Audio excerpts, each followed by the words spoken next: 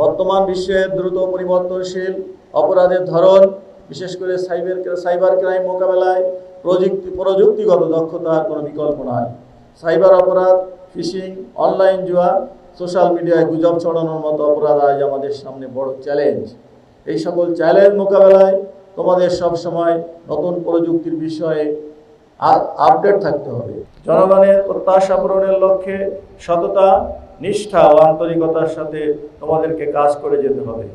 বাংলাদেশ পুলিশের নবীনতম সদস্য হিসাবে তোমাদেরকে নিজ নিজ দায়িত্ব পালনের সর্বোচ্চ পেশাদারিত্ব ও দক্ষতার স্বাক্ষর রাখতে হবে। মনে রাখতে হবে, পুলিশ জনগণের সেবক। প্রশিক্ষণ পরবর্তী সময়ে বাস্তব ক্ষেত্রে কর্ম ও আচরণ দ্বারা তোমাদেরকে প্রমাণ দিতে হবে প্রতিনিয়ত। প্রশিক্ষণলব্ধ দক্ষতা, পেশাগত জ্ঞানের প্রয়োগ ঘটিয়ে তোমরা দেশের জনসাধারণকে সর্বোচ্চ আইনি সেবা প্রদান করবে বলে আমার প্রত্যাশা। মনে রাখবে, স্বচ্ছতা, জবাবদিহিতা হচ্ছে গণতান্ত্রিক পুলিশ ব্যবস্থার অন্যতম পূর্বশর্ত।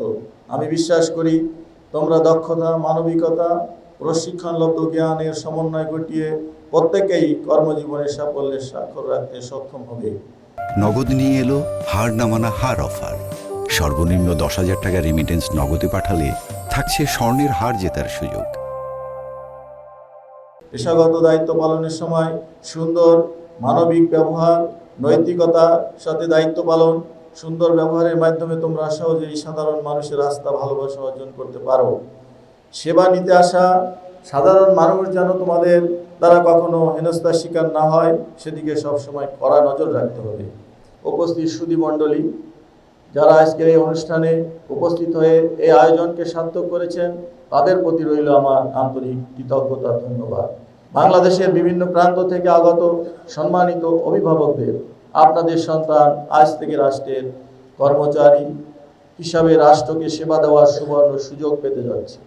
42তম ক্যাডেট সাব ইন্সপেক্টর ব্যাচ 2025 প্রশিক্ষণার্থীদের সফল ও নিরাপদ পেশাজীবন, উজ্জ্বল ভবিষ্যৎ কামনা করছি। সবশেষে আমার পুলিশ, আমার দেশ, সবার আগে বাংলাদেশ, এই স্লোগানকে ধারণ করে আমরা আমাদের পুলিশিং কার্যক্রম পরিচালিত করব।